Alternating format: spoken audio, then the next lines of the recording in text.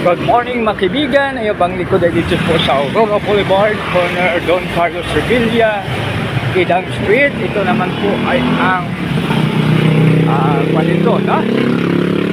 flyover, no? Tawag nila dyan, flyover.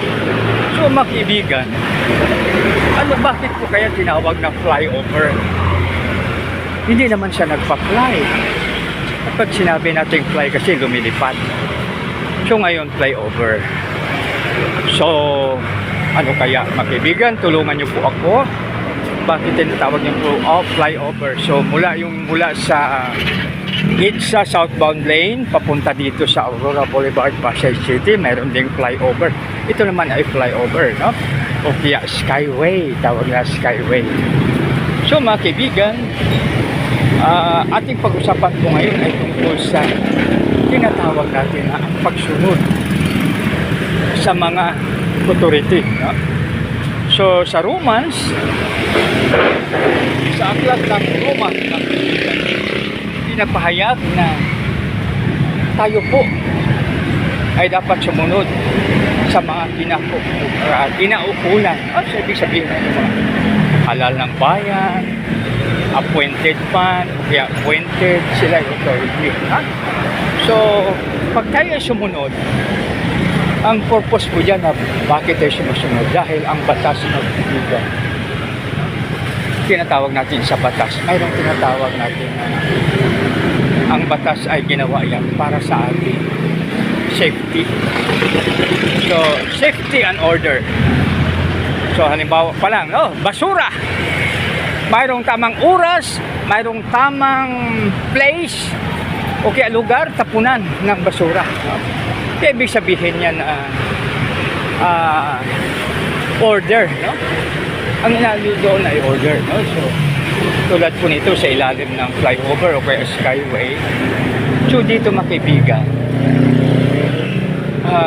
mayroong mga nagpaparada.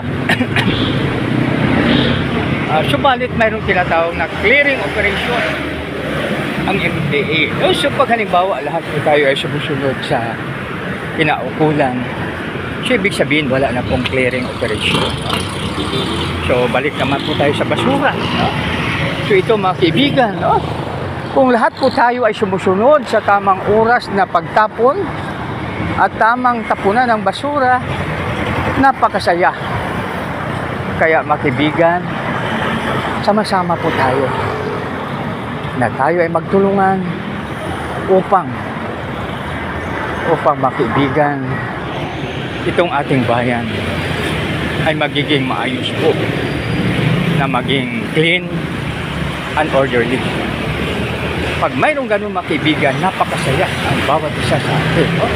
Kasi pag may bisita tayo na galing from other countries, sabi na ang Pilipino naman very clean, ang Pilipino naman ay very orderly, no? So ibig sabihin tayo din po lahat ang makinabang.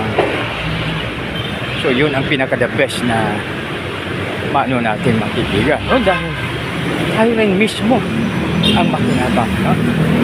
So tulad dito mga kaibigan, no? So yan, no? So dito ay bawal talaga mag-park, no? So balit pwede siguro kung halimbawa may flat tire, yung emergency bay na tinatawag. So, walang problem yan. Dahil naintindihan yan, may puso naman yung mga authority natin. So, yan mga kaibigan, dapat tayo ay sumunod sa batas mga kaibigan. Pag yan po ang gagawin natin, bawat isa ay sasaya, bawat isa ay liligaya. Bakit? Dahil mayroon tayong clean and orderly kung saan man tayo nakatira. Ibig sabihin, you are a part of the clean and orderliness of that society. Magandang umaga mga kaibigan. God bless us all.